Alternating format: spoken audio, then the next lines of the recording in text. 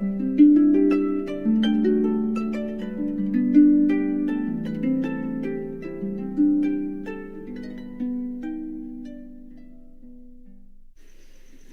due to her sweet demeanor, Vasumati had a magical influence over the household. The fragrance of her poise and coolness of her nature inspired Danava to call her Chandana, sandalwood.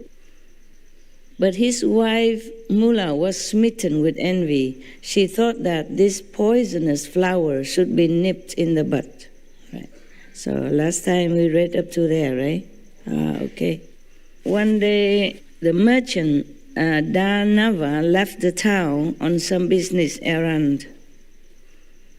This was a golden opportunity for Mula. She relieved all the servants of the household and called Chandana, replaced her beautiful dress with rags, took off all her ornaments, tied her in shackles, and shaved her long silky hair.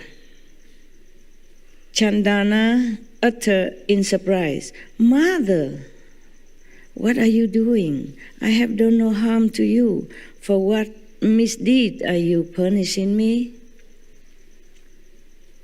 Mula silenced Chandana, put her in a dark cell, locked it, and left.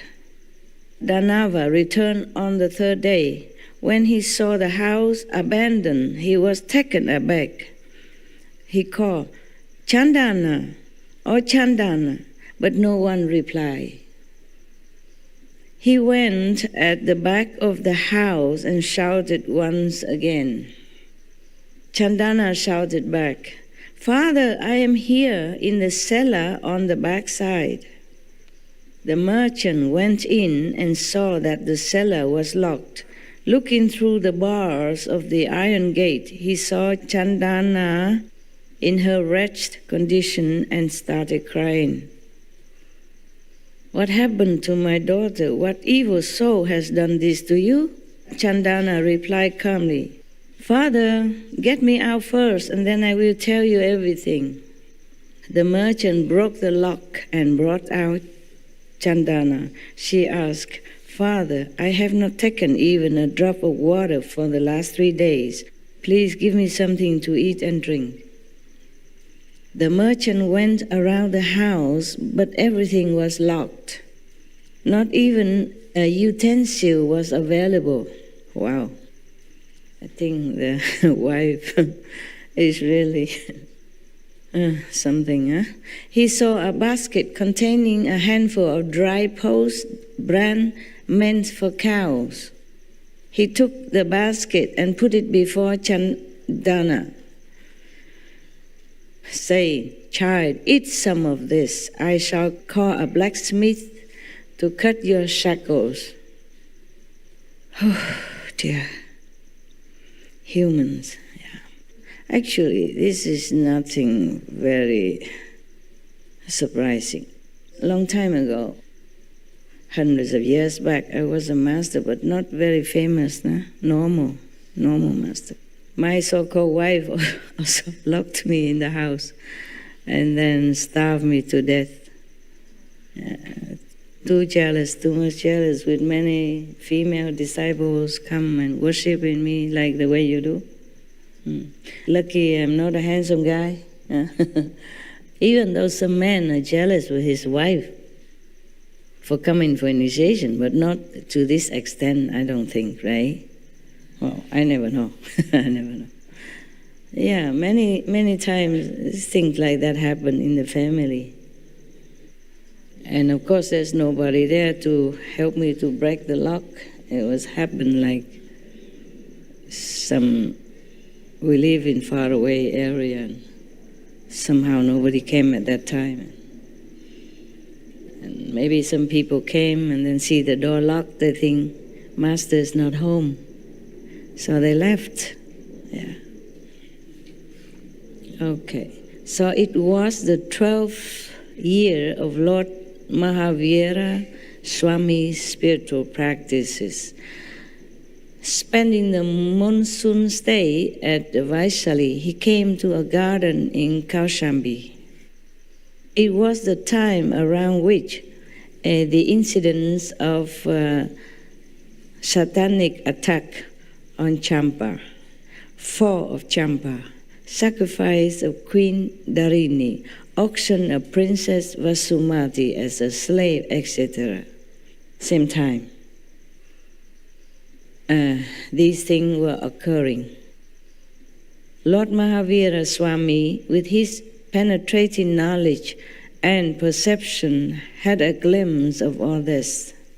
He made an almost impossible resolution on the first day of the dark half of the month of Pause. What is that then? December to January.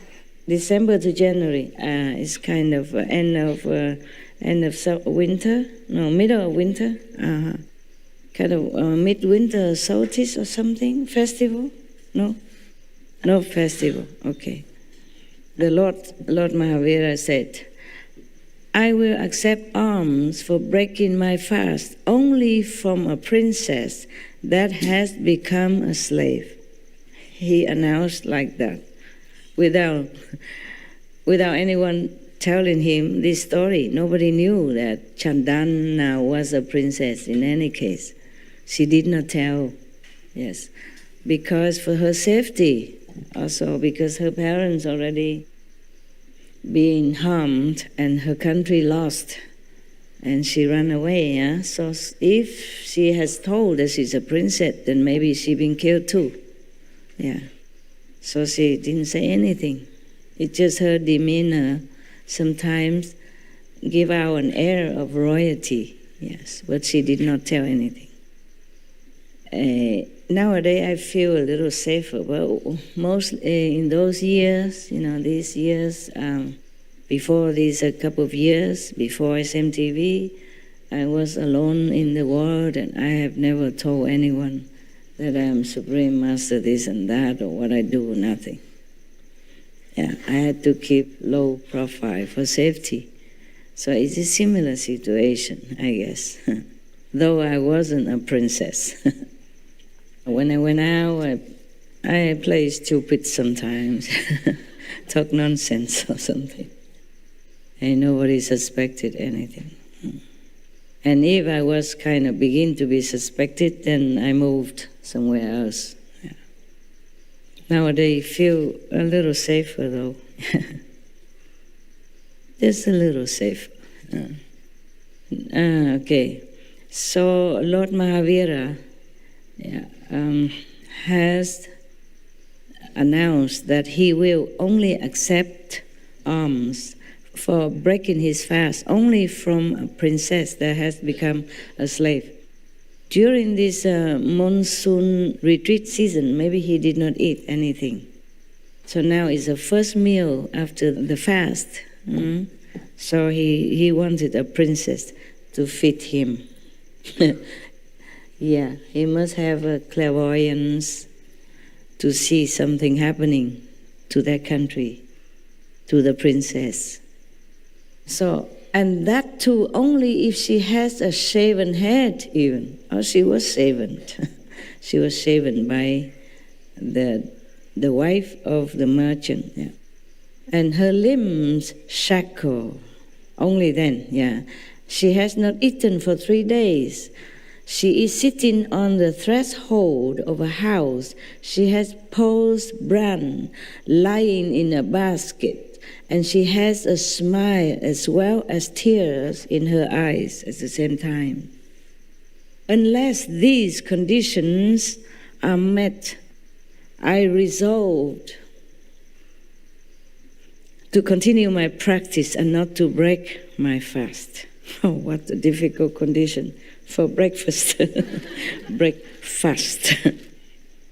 Unless, this condition presented, he will not begin to eat again. 4 months passed since Lord Mahavira Swami started going from door to beg in the town of Kaushambi. 4 months since. Means he didn't eat anything for 4 months. One day Mahavira approached the house of the chief minister of Kaushambi, Sugupta. Sugupta's wife, Nanda, was a devotee of Lord Parshvanath and was acquainted with the ways of ascetic shamans. Looking at Mahashraman Vataman, Lord Mahavira, approaching her house for alms, she became enthralled. She requested Prabhu to accept pure and ascetic food. Mahavira turned back without accepting anything. Nanda became very disappointed, cursing her own bad luck. She said, Mahashraman Vadaman came to my house, and what a misfortune! I could not provide him anything. Nanda's mate reassured her, Lady, why are you so dejected? This ascetic has been approaching almost every household in Kaushambi for alms, and without taking a single grain or uttering a word, he just returning back. Not just only her house, but every house he visited.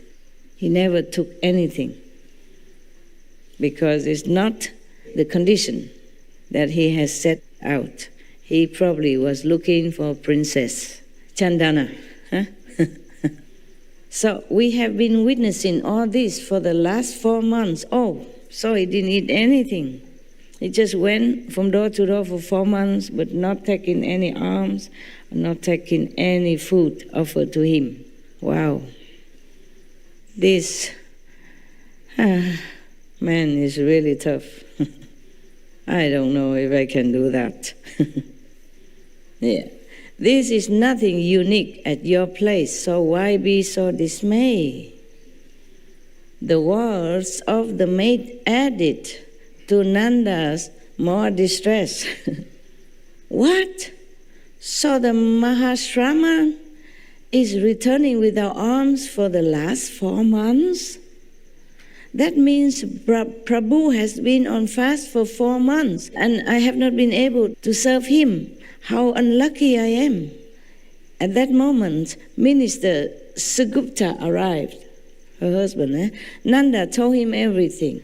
Sugupta also became worried.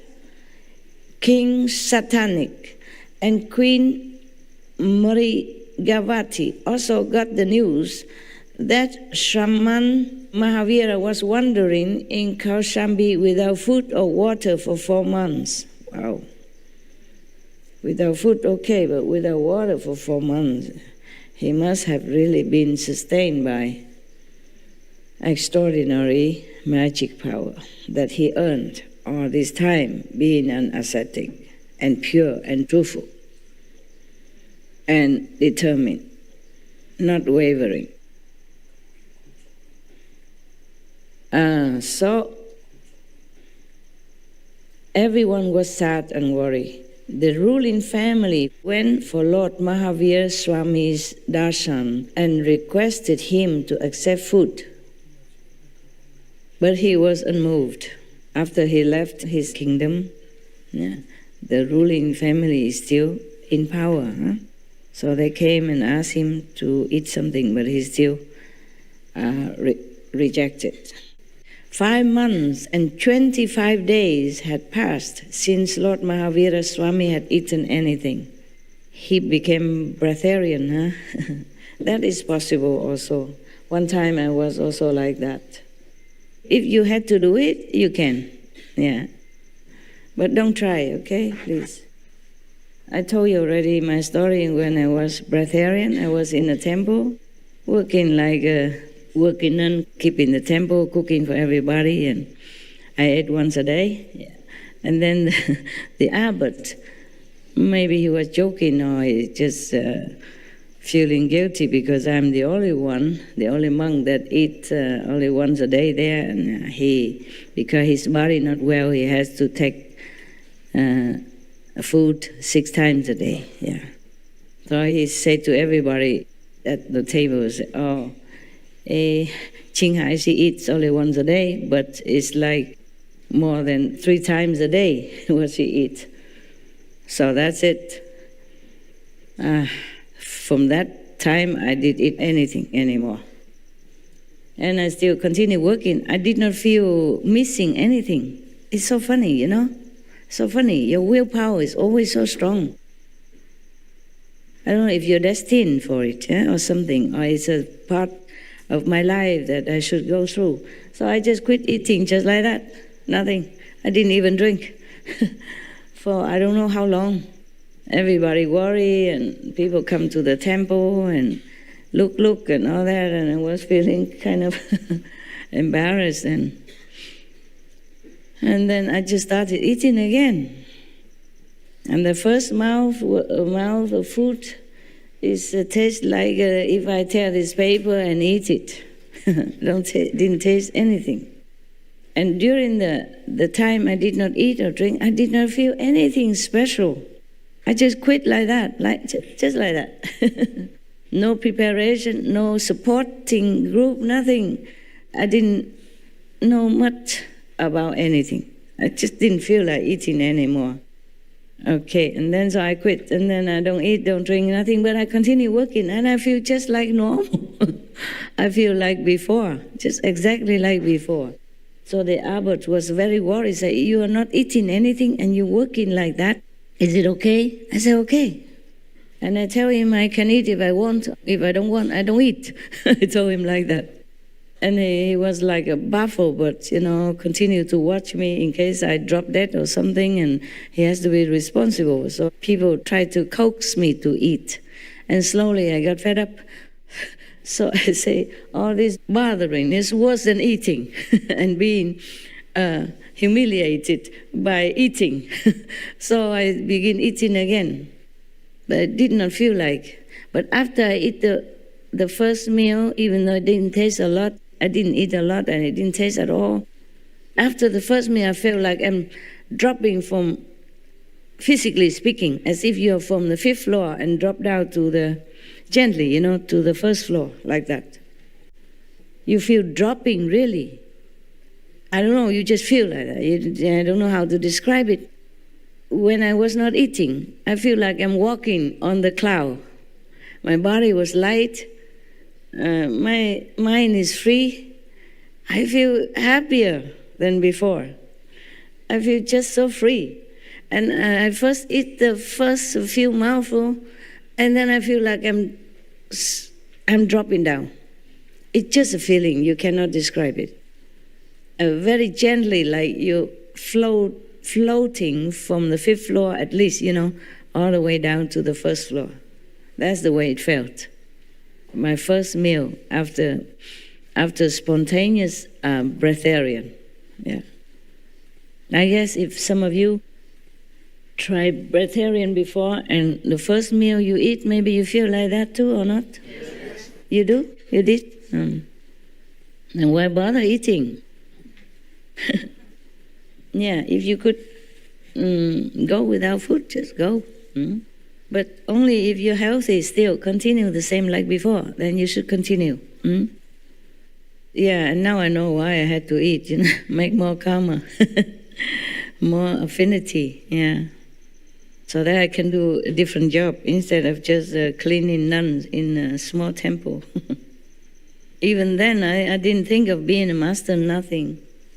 Just one day, a group of African American came knocking at my door and said they're looking for Master Ching, looking for Master Ching. And then after that, I still run away and I go to Germany. I go to Taiwan. Taiwan knock first, American knock after. They always try chasing after me. And so afterward, I said, "Oh, now what the hell?" I go out preaching, helping people. The thing is, this group of African Americans, they know nothing about the light and sound. They are practicing African kind of a spiritual tradition, and they really practice very hard so that they become more clairvoyant and they can go in trance, and tell people about what happened to them and what should they do to remedy their maybe trouble at that time, the other people, yeah. I saw her one time in trance, yes. And she was so big like this. Yeah. And then her husband is so big like this, only 1/3 of her size, or 1/4 or 1/5 even, very skinny and young. But when she was in trance, she could fall, and he can hold her like I hold a piece of paper. Yeah, it's funny, yes. And she kept telling people what's this and what that, without knowing what she's saying. Afterwards, she wake up, she doesn't remember of what she has been saying. And people came to her and then, seek her help in that. And she was anointed as a queen. Queen Azula was her name. It's not her name, it's just the spiritual name given to her after she practiced in her tradition, in African tradition. And then, in certain time, she has to lay down flat on the floor, and then she has to lay on a stone, a stone as a pillow, not soft ground, just a stone to cover for her head for 9 days long, no eating, no drinking. And they fast sometimes if they wanted to request something from the gods. Yeah. So 9 days long, 9 days and nights, she has to lay absolutely immobile. And people walk around her chanting or reciting their mysterious mantras and all that. And after 9 days, she came back and she told the vision that she saw during these 9 days. Then according to that, you either become queen or princess or just some other kind of title. So she got the title, the Queen Azula. That is from heaven given to her, yeah. And these type of people came to me for initiation. The queen came to my house. The heavenly queen came to my house, not a normal queen. Yeah. She has to tell her vision to the council, elder council of her faith. Then they decide what title, what level she has attained. Yes. And they all know, so she cannot lie. Yeah. These are elder, they much more powerful, more clairvoyant, and more telepathic than her, of course. Yeah. So there's no lie in there. Cannot. Yes. So that's how she became queen. And then this type of queen came to my temple, or a humble nun cleaning toilet at that time to request initiation. I said, how did you know this place? She said, it told to her in her vision. She forgot Ching Hai, she only remembered Ching. But she remembered the address, okay. Come with a group, yeah, of her followers, and also, I don't remember, king or queen, whatever, yeah, princess. And I say, I don't believe how you know all this. Maybe somebody told you. He said, no, nobody told me. Only the inner guide told her to go to this address. This temple is not, it doesn't look like a normal Buddhist temple. It's just a building, a part of a building attached to, the whole long block, and it's just one part of it. It made into a temple. And the master at that time, he bought that temple just to teach the American disciples. Every 3 months he go there. And his disciples, I count on my finger, maybe about 30, 40, small temple. And they come every Sunday to listen to him, and he made retreat with them sometimes. Yeah. And the retreat maybe 20 or 20-something people. Yeah. So it's not like a temple that is famous. Yeah, it doesn't look like a temple outside. It's just a normal apartment, okay?